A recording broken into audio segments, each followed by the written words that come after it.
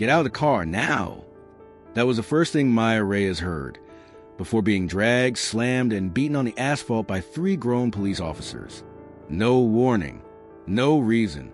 Just a 16-year-old Latina girl driving home from SAT prep class. Her body was bloodied, her shoulder dislocated, and when she begged them to stop, they laughed. They thought she was just another name no one would remember. But what they didn't know, her father is a former Navy SEAL, a man trained in battlefield intelligence, a man who once dismantled armed insurgencies overseas. And now, he's coming after the real threat, a police department running like a criminal syndicate. If 3 officers can nearly kill a teenage girl on a quiet street and laugh about it, what does serve and protect mean where you live? And when the law breaks its own rules, who protects your daughters then? It was 11:42 p.m. At the quiet corner of Juniper and 19th Avenue, the silver-gray Toyota Corolla driven by 16-year-old Maya Reyes had just pulled over under the flashing blue and red lights of a police cruiser behind her. She had just left her SAT prep class, no more than 10 minutes from home. Nothing in Maya's world could have prepared her for what was about to happen. The patrol car's headlights beamed straight into her rear-view mirror, so blinding she had to shield her eyes with her hand. Maya rolled down the window, both hands firmly gripping the steering wheel. Just like her father, Daniel Reyes, had drilled into her over and over again. Stay calm. Say yes, officer, and don't move a single finger until they tell you to, he always stressed. Maya knew all of it, but tonight, none of it would save her. 3 officers stepped out, one older, broad-shouldered, with close-cropped graying brown hair. She'd later learn his name was Troy Haskins, approached from the driver's side, hand already resting on his gun. The other 2, Dean Kovac and an unnamed 3rd officer with no visible name tag, moved toward the passenger side. Get out of the car, now! The shout sliced through the stillness of the night. Maya panicked, tried to explain, I don't know what I did wrong. Haskins didn't wait. He yanked the door open, grabbed her wrist, and pulled so hard that her seatbelt snapped loose with a sharp click. Her small frame was dragged from the driver's seat like a broken doll. Her face slammed into the rough asphalt. Air fled her chest as her cheek hit the cement. A sharp pain shot through her eye socket and jaw. Stop, she screamed. I'm not resisting. I didn't do anything. A heavy fist landed in her stomach, then another straight to her back. They pinned her down, wrenching her arms behind her until Maya heard a sickening crack in her shoulder. She cried, not just from the pain, but from pure, overwhelming fear. Please, don't, she begged, voice trembling, nearly inaudible through the blood in her mouth. And then laughter, not from one, but all 3 of them. That cruel, casual kind of laughter that stings more than fists. This little girl thinks some lawyer's gonna come save her? One of them snorted. Blood pooled along the curb. Maya's headed the pavement again, her body limp, nearly unconscious. Bystanders watched from a distance, some with phones raised, recording, but no one stepped forward. No one dared, because these were cops. All Maya knew was this. She was about to die, and no one would defend her. By the time Daniel Reyes arrived at St. Catherine's Hospital, the blood on his daughter's face had dried. Maya lay motionless on the ER bed, her right eye swollen shut, her lip split, bruises trailing down her ribcage and into her hip. She managed just 2 words when she saw her father. They laughed. The rage that surged through Daniel's body was unlike anything he'd ever known in all his years as a Navy SEAL. It wasn't fire. It was cold steel, silent, sharp, lethal, but he couldn't let it erupt. Not now. Maya needed him calm. The next morning, Daniel arrived at the Brookhaven police station just after sunrise. He wore a worn gray jacket, jeans, and the same combat boots he kept after retiring from the military, partly for comfort, partly because they made him look like a regular father, not a soldier walking back into battle. Inside, fluorescent lighting cast a sterile haze over everything. The front desk was manned by a young officer whose blank expression might as well have been painted on the wall behind him. I want to file a formal complaint, Daniel said evenly. My daughter, Maya Reyes, was assaulted last night by 3 officers from this precinct. I also want to request the body cam footage from each of them. Fill this out, the officer replied, sliding a generic complaint form across the counter. No questions, no surprise, not even eye contact. Daniel filled in each box with meticulous care, writing each letter like it might be the only thing standing between Maya and erasure. He handed it back, his hand steady enough that no one could see how white his knuckles had turned from gripping the pen. When will I be contacted? He asked. Soon, the officer shrugged. Could be a few days. And the video? That's under the Internal Affairs Division. 3rd floor. Daniel nodded and took the elevator upstairs. There, he met Lieutenant Richard Morrow, a man with a coffee-stained tie and eyes that never quite made it to yours. When Daniel requested the footage, Morrow simply sighed. I'm afraid all 3 body cams experienced a technical failure during the suspect's restraint. Suspect? That's my daughter, Daniel said, his voice cooling into steel. We reviewed the initial report. She resisted during the traffic stop. The officers used necessary force to gain compliance. Daniel was silent for a long moment. Then he spoke slowly. Maya is 5'4", weighs barely 110 pounds.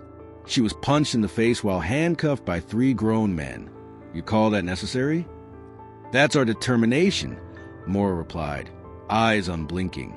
No apology, no hesitation. Just a concrete wall named procedure. Daniel left the building with clenched fists, pressed lips, and a heart beating in its old rhythm. The march. He wasn't there to plead for justice anymore. He would reclaim it. Daniel Reyes sat motionless in his old pickup truck parked outside the Rusty Spoon Cafe, where he used to take his late wife for Friday night dates. There were no flowers tonight, no red wine, only a cup of thick black coffee and an old notebook lay before him. On the first page, a single line was written. If they could do this to Maya, then she's definitely not the first. An hour later, the man once called Phantom 6 in overseas operations reunited with an old comrade, Marcus Grid Thompson, a ghost in the world of code and firewalls, where every line typed was a cold, precise blade. Marcus slumped into a chair across from him, hoodie faded, dark eye circles like something out of a noir film. Talk. Who touched the girl? Daniel told him, holding nothing back. Every bruise, every laugh, every punch Maya endured, as if he needed Marcus to hear every stab wound driven into his heart. Marcus was quiet for a while, then tapped his fingers against the table. Okay, if there's a digital trail, I'll find it. 3 nights later, inside an abandoned print shop that Marcus had converted into a mini command center, the glow of 3 computer monitors lit up Daniel's tense face. I started with Brookhaven Precinct's video storage system, Marcus said, typing nonstop. Thought their firewall would kill me. Turns out they're using a 2014 server they never updated. Piece of cake. He opened a folder labeled Active Stops, Badge ID, and Daniel held his breath as the list of clips appeared. These are dashcam and bodycam videos stored internally. Some were edited or trimmed, but a few I restored from backups, files they thought were deleted. One video played. A young black boy, couldn't be older than 15, dragged from his car, slammed onto the hood, screaming, "I didn't do anything!" Before the cops knocked him to the ground, the camera shifted, as if someone had intentionally blocked the view. Next video, a Latina girl, tears streaming down her face, trembling beside an old Civic. An officer leaned close, whispered something, then pulled a small bag of white powder from his pocket and placed it on the hood. Booked for possession. Marcus muttered, planted drugs. Daniel gripped the armrest. How many cases? At least 43 in the past 18 months, Marcus replied. Victims were all minors, mostly youth of color. Same profile, old cars late at night, no witnesses, and no one dared speak. Why did anyone come forward? Marcus opened another folder. Full photos, bruised faces, victims standing next to planted evidence. Each photo annotated with handwritten threats. Keep quiet or your whole block will know. They blackmailed each one, Marcus said. Families had to pay cash or crypto to avoid legal trouble. It's organized crime in uniform. Daniel stood, walking over to a whiteboard covered with dozens of victim photos. Maya was one of them, but not the first, and he swore she would be the last. Daniel Reyes never thought he'd return to the Riverside home of Lenora Hayes, his late wife's closest friend and former Internal Affairs lieutenant at Brookhaven. The house still smelled of memory. Scarlet geraniums blooming on the porch, wind chimes singing in the breeze, the faint scent of baked apple pie wafting through the air. Lenora opened the door, arms crossed, looking him over. 3 years, not a word. And now you show up looking like you're about to put a bullet through someone's skull. I'm guessing this is about Maya. Daniel nodded. I need your help. Come in, she said. I'll make tea. You tell me everything. Half an hour later, Lenora sat frozen in her wooden chair, teacup clenched tight, her expression hardening like forged steel. Haskins and Kovac, she murmured. I always had my suspicions, but no one ever let me near their files. I've got proof, Daniel said, handing her a copy of the decrypted USB Marcus recovered. I need you to help ID every name, patrol schedule, security gaps, anything that helps me breach the system from the outside. Lenora stood, opened an old wooden cabinet, and pulled out a dusty steel box. Inside, precinct layout maps, internal codes, memoranda that should have been destroyed when she retired. I kept these, let's call insurance. Daniel gave a faint smile. You're exactly the kind of person I've always trusted. That night, at the old print shop, Marcus was squinting at the signal threads within Brookhaven's internal network. I can get in, he said, shrugging. But I can't pull all the data remotely. They're using an offline storage drive in the second-floor tech room. Old school security, but extremely effective. So we have to break in? Daniel asked, as if inquire about buying milk. Yep, and there's only one person who can walk in without raising suspicion. They both turned to look at Lenora, who stood arms crossed against the wall. I still have my old access badge, she said, pulling a silver plastic card from her wallet. It's been deactivated, but if I go in at night during a system update, I can pose as someone inspecting old equipment. You sure about this? Daniel asked. It's not going to be easy. I've never been easy, Reyes. New development. A sudden death. Just as the team was putting a plan together, Marcus received an anonymous email sent to a secure monitoring system he only used for internal group alerts. The subject line was simple. You don't know everything. Attached was a video clip, surveillance footage showing a young officer, Eli Tanner, getting hit by a car while crossing the street after his shift. The footage came from a nearby security camera, not reported in any media. The strange part was, before the impact, Tanner was clearly looking around, as if being followed. And right before the light turned green, someone behind him gave him a slight push. Tanner worked with me back when I was still in Internal Affairs, Lenora said, her voice tightening. He hated Haskins. I think he was trying to get evidence to someone and got silenced, Daniel murmured. It wasn't just Maya. It wasn't just teenagers. Now, adults who knew too much were dying. Inside the dim, glowing print shop, Marcus Grid Thompson stood before a digital map displaying Brookhaven Police Station's internal network. Each glowing point was a data hub, a camera, or a device, like veins running to the body of a monstrous organism. Reyes, Marcus called, you want to see the real network, not just the street-level thugs? You're about to. Daniel stepped closer, gripping the pen he'd been using to take notes. Lenora stood behind, eyes fixed on the cascading layers of connections appearing on screen. They're not just beating people, Marcus said. They're running a system. He opened a decrypted thread from a folder labeled Tier 2 Secure, each line annotated. Everyone a knife to the conscience. Keep the kid in holding another 48 hours. Family's about to pay. Haskins needs cam number 3 to go dark Friday night. Delete 2207 to 2231. Clear by command. Lenora clenched her jaw. These are direct orders from the squad commander. That's not all, Marcus added, opening a hidden folder labeled Internal Transactions. A spreadsheet filled the screen. Victim names, payment amounts, payment methods, drop locations, notes, $2, 500 Bitcoin, guaranteed no charges. $4,000 cash, erase photo evidence. $1, 800 gift cards, return phone. They're taking ransom, Daniel growled. This is organized abduction. Marcus nodded. And they're being protected. Some incident reports have been altered inside the internal database. No way to trace who accessed them last. But there's one suspicious IP hiding under the login of the deputy chief. Lenora didn't say a word. She quietly turned away, pulled an old cigar from her coat pocket, and lit it. I used to believe some part of the system was still good, she muttered. Now I see it's rotten from the root. Daniel turned toward the pinned-up board of officer profiles. What do we have? Marcus pointed.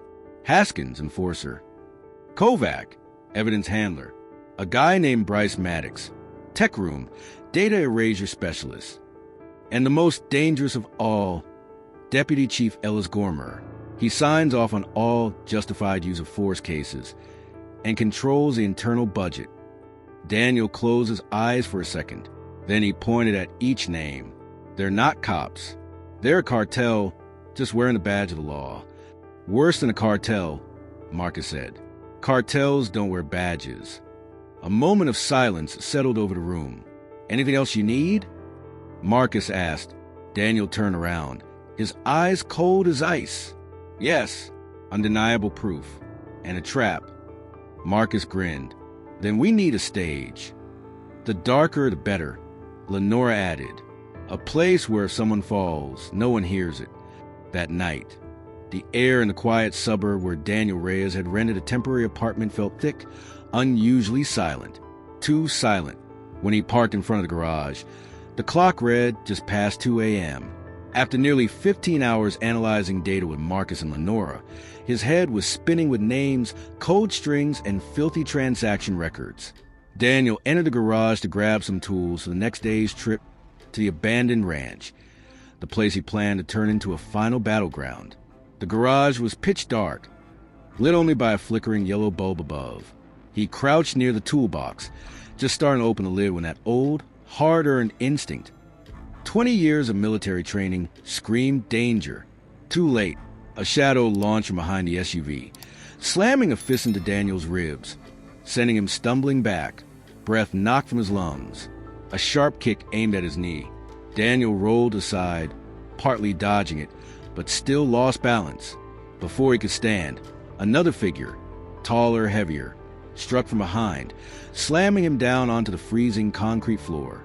His spine cracked against the ground. The air smelled of motor oil with dust and cold steel. "You should have walked away," said a low voice, likely distorted through a voice changer. Daniel growled through gritted teeth. "Cowards like you don't even know what walking away means." A kick landed square in his back. Then another. Pain arced through his spine like a live wire. "Maya will be next," said the second man, voice growling each word. "Unless you back off." They weren't there to kill him, Daniel knew that. They were delivering a message. Old school intimidation. But Daniel Reyes was not the kind of man who obeyed threats. He reached out toward the nearby tool rack. His fingers found a heavy wrench. Clack! He twisted, swinging the wrench into the bigger man's knee. The attacker cried out in pain, stumbling. Daniel surged up, slamming his fist into the other man's throat, forcing him backward, coughing, gasping. "This ends the night," Daniel said through clenched teeth, eyes blazing. But their goal was already met. As they bolted from the garage, one turned back, pointing a finger straight at Daniel. One more step and Maya disappears. They vanished into the darkness like hyenas. Daniel staggered into the house, cold sweat soaking his shirt despite the chill. Blood from a gash on his forehead dripped steadily onto the hardwood floor. He grabbed his phone. "Lenora, they know. Maya's not safe. Move her. Tonight." Lenora's voice was steel. "I'm already packing. Take her to Pine Hollow." Daniel nodded, knowing she couldn't see him. His hands were shaking, but his eyes burned with fire. No more doubt. They knew he was closing in, and they were scared. Before sunrise, Daniel Reyes was already speeding out of the neighborhood, headlights cutting through damp streets veiled in fog.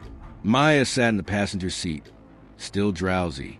She looked at her father in silence, her eyes landing on the rough bandage over his forehead and the old jacket, stained with dried blood near the cuff.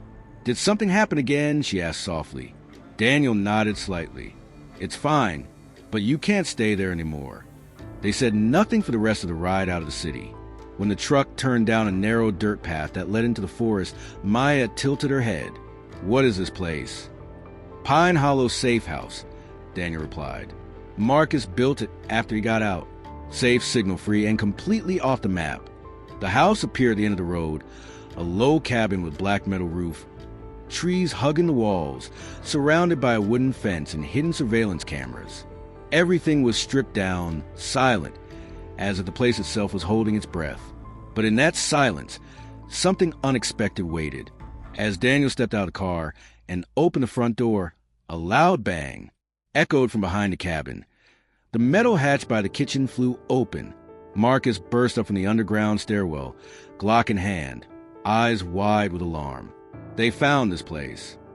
Daniel shoved Maya inside and locked the front door. "Were you followed?" Marcus shook his head. "Not sure, but a drone showed up last night. Low altitude, civilian style, but modded.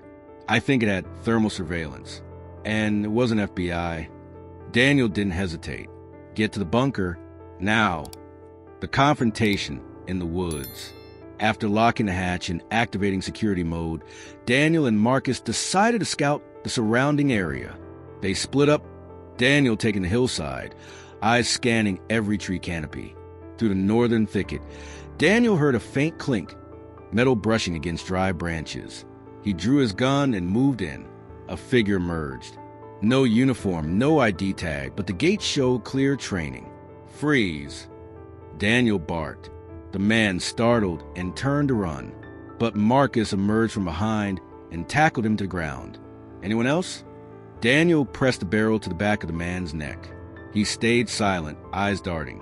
Daniel searched him, a Bluetooth earpiece, and a city maintenance ID for Brookhaven. "They've started using outsiders," Marcus exhaled. "Hire by the hour. No uniforms. No records."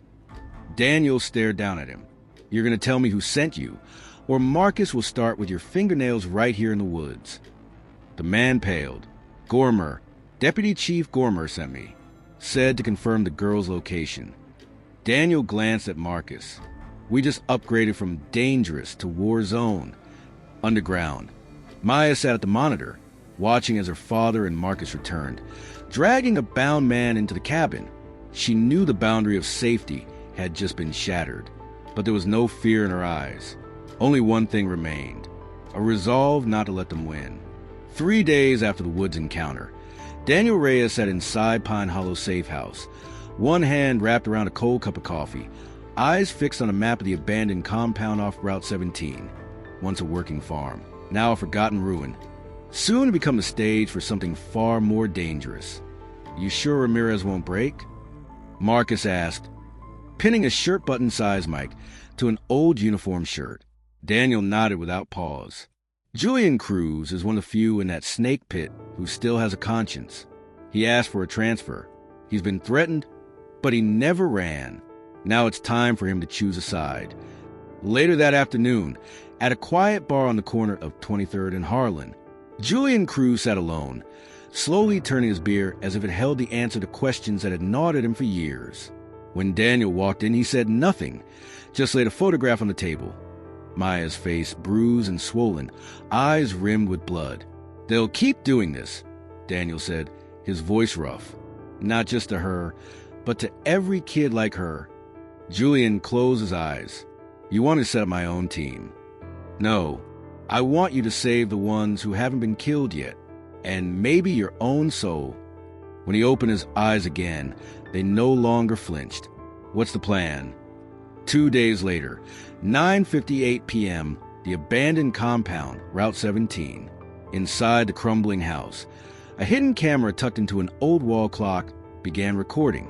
A microphone, concealed inside a soda bottle, was wired to a transmitter buried beneath the rotting floorboards. Every signal streamed live to a command van half a mile away, where Marcus and Daniel sat inside an old brown van, eyes locked on the screen.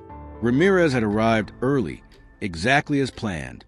Dressed in plain clothes, he walked with a slow, cautious gait of prey entering a trap, though he was the one laying the bait. Headlights flared in the distance. A black, unmarked car rolled up. 3 men stepped out. Troy Haskins, Dean Kovac, and a new guy, heavily built, his neck inked in tattoos. "You got the goods?" Haskins slurred, though his eyes were razor-sharp. Ramirez pulled out a duffel bag and unzipped it just slightly.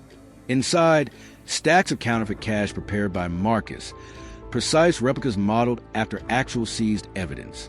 "That kid's loaded," Ramirez said, playing the part of someone eager to split the take. "His daddy's ready to pay 6 figures to make sure no charges stick." Kovac chuckled. "Rich daddy, dumb daddy. I like it." Then Haskins eyed him carefully. "Didn't you want out of this mess before? Now you're back for a cut." Ramirez gave a flat smile. "I see what you don't, money. I'm over the rest." In the van, Marcus pressed a button to boost the volume. "Now say it," he murmured. And they said it, clearly, openly. The staged arrests, the money they collected, how they adjusted body cam footage, and how all orders came from Deputy Chief Gormer. Daniel gripped the edge of his seat. At last, they had written their own indictment. As the trio left, Ramirez held a live mic and added one final line, like closing a curtain on a play. "Looks like justice is finally getting a face." Marcus smirked. "We've got enough." Daniel shook his head. "No, we've got more than enough. Now it's their turn to know what it feels like to be hunted." Just 2 days after the successful sting, Daniel Reyes received an encrypted message from Special Agent Lauren Pike, his liaison within the FBI. "Ready for your moment? Response team will be on site at 2000 hours." Daniel didn't reply with words. He sent back a photo, Maya smiling brightly on her 16th birthday. That was the reason. 2003, ruins behind the old water treatment plant, outskirts of Brookhaven. 2 sleek black SUVs rolled to a stop. Troy Haskins and Dean Kovac stepped out, swaggering like men who'd never been held accountable. In Haskins' hand, a leather bag, what he believed to be a share of a dirty profit. They didn't know every exit had been sealed, every frequency monitored, and the one waiting for them wasn't Julian Cruz. It was Daniel Reyes. He stepped out of the shadows, eyes cold as ice, unarmed, but his calm presence made both men freeze. "Reyes." Haskins scoffed. "You come to die?" "No," Daniel replied. "I came to escort you where you belong." Before they could react, Daniel lunged, sweeping Kovac's legs out from under him, his head cracking hard against the concrete. Haskins drew a knife from his belt, but Daniel seized his wrist, twisted it back, crack. The sound of judgment. "You thought no one would ever know?" Daniel growled, pinning Haskins to the ground. But justice knows how to wait. From the distance, red and blue lights flared. FBI agents closing in, weapons drawn. "Reyes, hands off. We'll take it from here." Daniel let go. The 2 officers were cuffed on the spot. Haskins hissed, "I have a lawyer." Daniel leaned in and whispered, "A lawyer might help, but no soul will save your conscience." Daniel didn't smile. "I don't want to be a hero. I just want my daughter to live in a world where she doesn't have to lower her eyes out of fear of the police." Pike was quiet for a moment, then replied, "That world will take time. But today, you brought a little closer." The lesson here wasn't about revenge. It was about the limits of silence. If Daniel hadn't stood up, if Maya hadn't survived, if Ramirez hadn't dared to betray corruption, the system would have kept grinding up other children. Justice may arrive late, but when it comes, it must be led by courage. A week after the takedown, the names of Troy Haskins, Dean Kovac, and Ellis Gormer appear across every major news outlet in the state. A wave of criminal charges followed: extortion, evidence tampering, organized violence, obstruction of justice. The Brookhaven police station was placed under federal oversight, and case files once buried in dust were now being exhumed under the harsh light of the law and the outrage of the people. But the true victory didn't live on the headlines. It came from the doors that opened. Within 48 hours of the leak recording, over 20 past victims, most of them Black or Latino teens, stepped out of the shadows. They walked into law offices, filed complaints, stood before cameras, and told stories long hidden beneath the weight of power and fear. Maya Reyes spoke too. She stood on stage at a town hall hosted at Norwood High School, facing hundreds of students her age. Her voice trembled at first, but her eyes blazed like a fire that had been kept alive through the longest storm. I used to think I'd never speak about what happened, but staying silent would have let them win. I'm standing here today not just because I survived, but because others deserve to live in the truth. The auditorium fell into silence. In the back corner, Daniel Reyes stood quietly. No longer the father burning with fury.